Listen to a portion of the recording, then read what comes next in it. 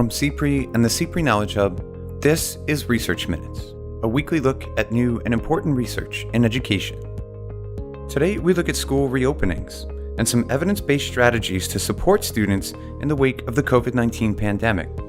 We know from past research that students who already have the hardest time in school and have lower achievement relative to their peers tend to have a harder time engaging in remote learning.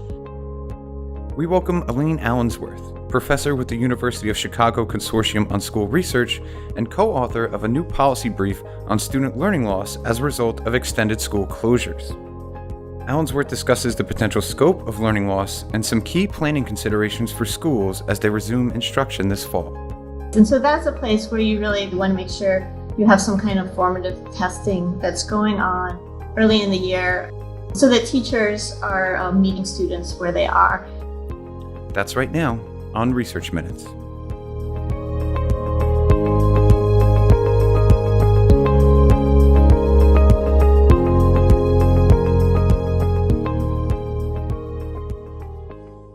Hello and welcome to Research Minutes. I'm Keith U. Miller, Managing Editor of the CPRE Knowledge Hub. Today we're speaking with Elaine Allensworth, the Lewis Sebring Professor at the University of Chicago Consortium on School Research. Welcome back to the podcast, Elaine. Thank you. It's good to be here. So today we're discussing a new policy brief which you co-authored with the Annenberg Institute's Nate Schwartz, titled School Practices to Address Student Learning Loss. So this is part of the new Ed Research for Recovery project, which is being spearheaded by the Annenberg Institute at Brown University with funding provided from the Bill and Melinda Gates Foundation. So the brief that we're discussing today centers on student learning loss, which historically and primarily has been studied in relation to summer vacations when students would fall behind academically during prolonged absence from school.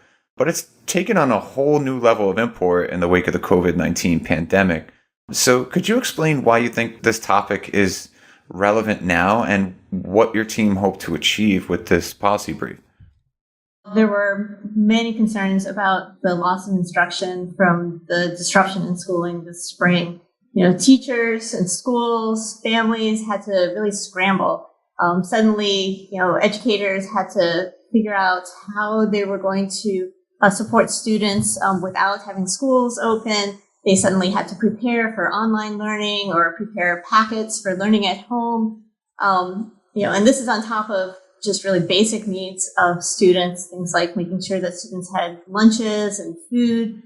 And it very quickly, it became apparent that some students were able to engage in online learning and remote learning, others were not. There are concerns about access to the internet and bandwidth and devices, shared space at home, shared devices at home, teacher access to the internet. And so just a lot of concerns about how well students could learn from home, their learning environment, expectations on parents, motivation for learning, difficulty in communication.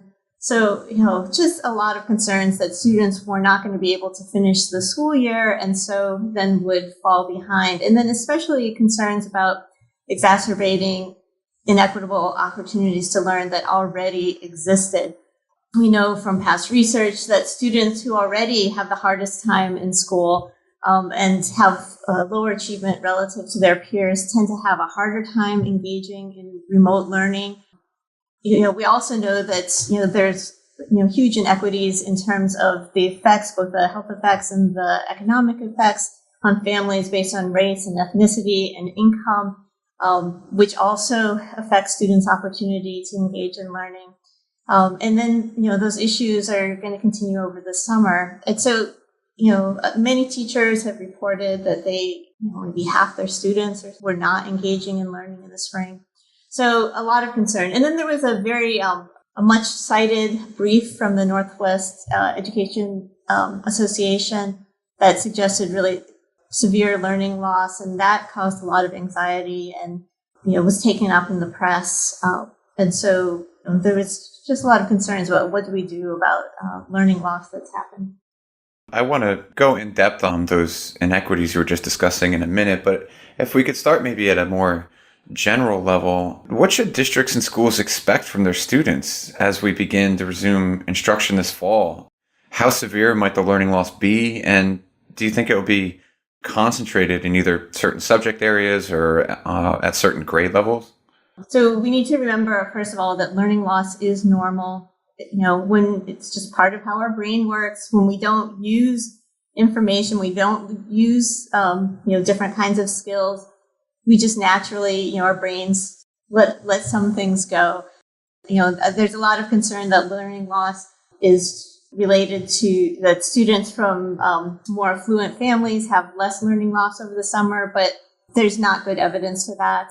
And so, based on more recent evidence, it's just something that happens for all students. So a lot of the concern that has come out has really come out of that NWEA brief that I mentioned and their estimates. So they looked at normal learning loss that happens over the summer and they extrapolated out.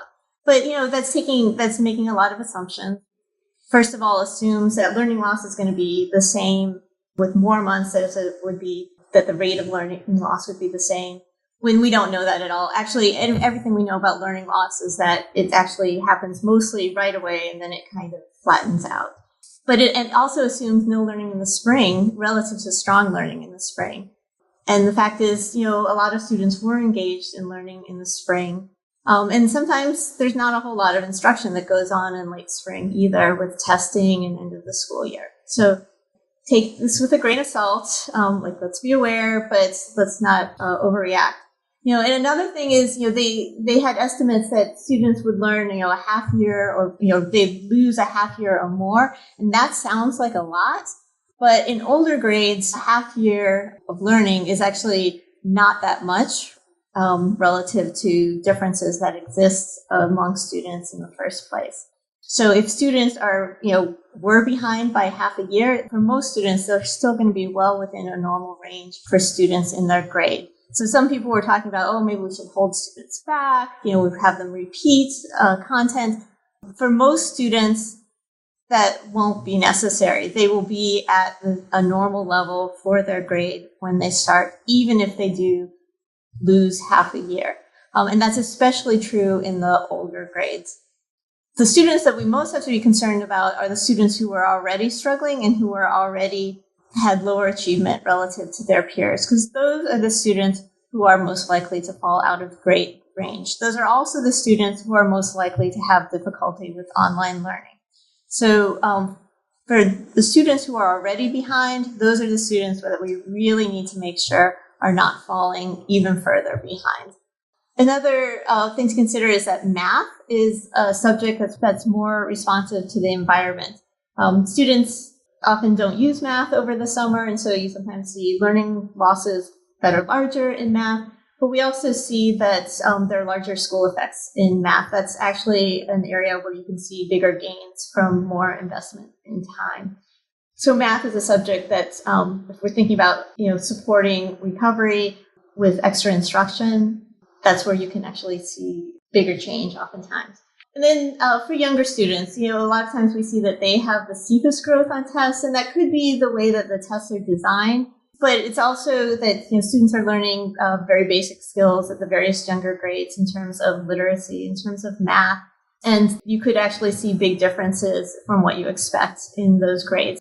And so that's a place where you really probably want to make sure you have some kind of formative testing that's going on early in the year, so that teachers are meeting students where they are. And that's not necessarily standardized tests, but, assessments that are tied directly into teachers' instructional plans. So if teachers are used to using certain kinds of assessments at the beginning of the school year, they should continue to use those assessments so that teachers know, how to support students that they have in their class so that they can successfully engage. So you mentioned a couple times that one of the primary concerns going forward should be students who have historically been at risk for falling behind their classmates. And you also talk in this policy brief about families of color and, families with lower incomes.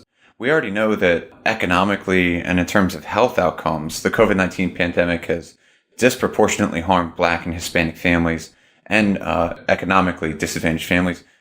Should we expect similarly disproportionate educational impacts for the students from those families?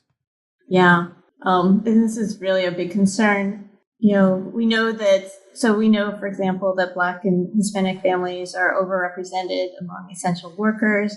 There are more concerns about health risks. There are more concerns about, employment, for low-income families, loss of income.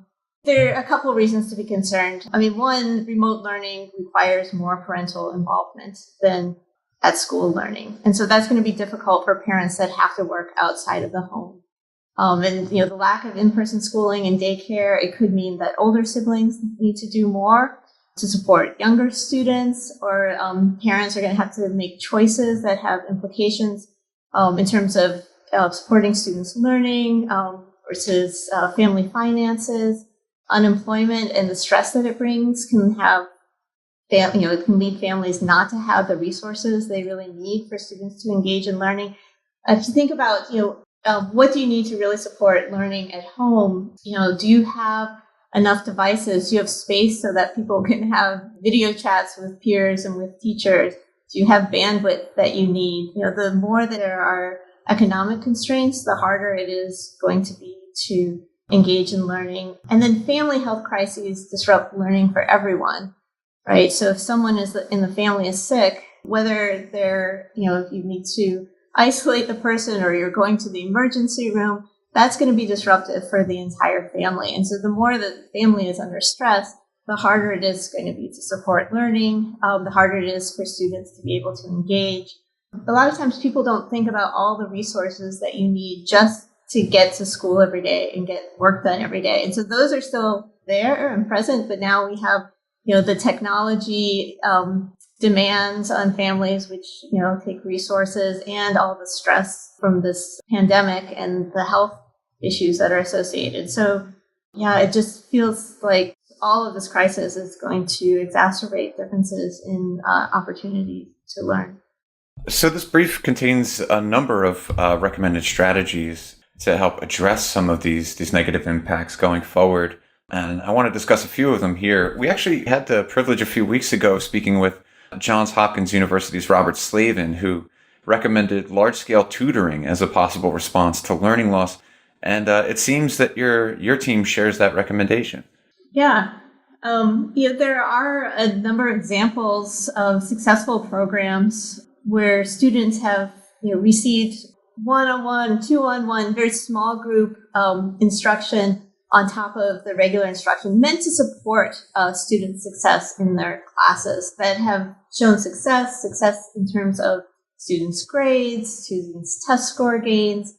We highlight the match program in the brief as one that's been successful in multiple places, where they've had 2-on-1 or 4-on-1, different kinds of tutoring. So it's very, very personal. And again, tied to supporting students so that they succeed in their classes. As a follow-up, we know that a lot of schools are going to be employing, if they're not moving completely into remote instruction, many districts are going to be employing some sort of hybrid model where there will be an aspect of instruction that's conducted online. Can tutoring be offered effectively in a remote setting? I think as with online learning, it's all of these things are more effective in person, because so much about learning is based in relationships and in emotion, and all of those things are harder online. But a lot of things have moved online. It's better than nothing, better than no interaction and no supports. My husband's a psychologist, and he's doing online therapy now, and I think he might not have thought it would be as effective, but now he's getting used to that. One thing I think we're seeing is that small group and one-on-one is easier online than large group, or like synchronous instruction with a 30-person class is a lot more difficult than having a small group interaction online. So I would say, yeah, it probably can be offered effectively in a remote setting. One thing to keep in mind, though, too, is you want the tutoring to make it easier for students to succeed in school and easier for them to engage. You want to be giving them support. And so I could also see a strategy being getting some tutoring that's not connected to how students are doing in school. And so I just want to caution against that as well, because that could actually make it more difficult for students So a lot of times people will invest in, extra tutoring or extra programs that are just extra work for students. And given how hard it is already to engage and get work done, you don't want to make it more burdensome and make it harder for them to succeed in school. So the more that the tutoring can be connected directly to their schoolwork and to helping them succeed, the more likely it is going to be successful for them, and that they'll actually learn from that and show higher gains than they normally would. In this brief, you also recommend implementing what you call strong systems to monitor students in areas like attendance and assignment completion, and developing strong norms and routines centered on social emotional learning. Could you just elaborate on those a little bit? In the end, any kind of supplemental instruction is going to have a smaller impact than the main body of their instruction. That's going to be the dominant factor in terms of whether students recover, whether they fall behind. The most important thing this coming year is that they have a stable, predictable learning environment where they feel supported and they feel like they can succeed. Students engage when they have really positive mindsets about their work, when they feel like they can succeed, when they feel like the work has meaning. And so the most important thing is that they are able to successfully engage in their regular instruction. There are going to be so many things that are undermining that this coming year. It's online learning puts a lot more on students. It puts a lot more on parents. It puts a lot on teachers and teachers are having to teach in a whole new way. We've got all these stresses coming from the economic downturn and the health crisis. And so students could be falling behind for so many reasons this fall. They could be falling behind because of the loss of instruction in the fall. They could be falling behind because they're having difficulty with the online platform. They could be falling behind because of stress in the family or sickness. We can't predict exactly who's going to need support and when they're going to need support. And so it's going to be really, really critical. And more important than thinking about kind of extra supports, it's going to be really critical that we're really monitoring students in terms of their engagement in school, really finding out why and figuring out how to make sure that students can engage. And some of that might be tutoring, but others, might be problem solving. And that's only going to happen if there are really strong systems in place in the school to really monitor assignment completion and then figure out how to reach out and how to support students. And we see this in the regular school year. We've seen huge improvements in pass rates and graduation rates and college readiness rates in Chicago when schools developed systems that tracked students' attendance and their grades, and teachers would get together regularly to figure out who needed support and find out why students were falling behind and help them get back on track. Again, a million reasons students might be struggling. Whatever the reason is, they need support. And the fact that they're not getting work done says that they need support. And my final question would be, are there some strategies that schools should be avoiding as they resume instruction this fall? Yeah. I've heard people talk about grade retention, having students repeat grades. There's quite a sizable body of research that shows negative long-term effects from grade retention. Sometimes there can be some positive short-term effects in terms of having students closer to grade level peers in terms of achievement levels. But as students get older, become adolescents, then they can be developmentally at a very different place than their peers. And it also means that students have to stay in school until they're 19 or even 20 if they're retained a couple of times, which makes them likely to drop out. People have talked about compressed content. Again, if you're going to give students more work and expect them to learn more and at a faster rate, then you also have to give them support. So you could do that as long as you have this high intensity tutoring, say, or something that's really going to support their learning, so that they're able to do it. Otherwise, you're putting more onto students in terms of expectations when they're under an environment that they're going to be under more stress. And there's really, for most students, there's not a reason to do that because they still will be at grade level. And most students, if they have a stable environment where they feel supported, they will recover, and where they're able to learn and they're engaged. But what's really critical is that they have that really supportive environment that's helping them with whatever is coming their way this year as they go through the school year. As always, Elaine, this is incredible work. I'm sorry we didn't have enough time to go into the full policy brief today, but our listeners can find it for free right now, and it's available at annenberg.brown.edu/recovery, along with a number of other briefs from this Ed Research for Recovery project, which I can't recommend enough for people who have serious questions and are facing some serious challenges as we look toward the fall. Elaine Allensworth, it was a pleasure talking to you again. Thanks so much for joining us. Thank you so much for inviting me. Thanks for listening to this week's Research Minutes, presented by the CPRE Knowledge Hub. You can find all of our episodes and subscribe to the series at researchminutes.org. To share thoughts on today's episode or to suggest a future topic, you can find us on Twitter at CPRE Hub. That's CPRE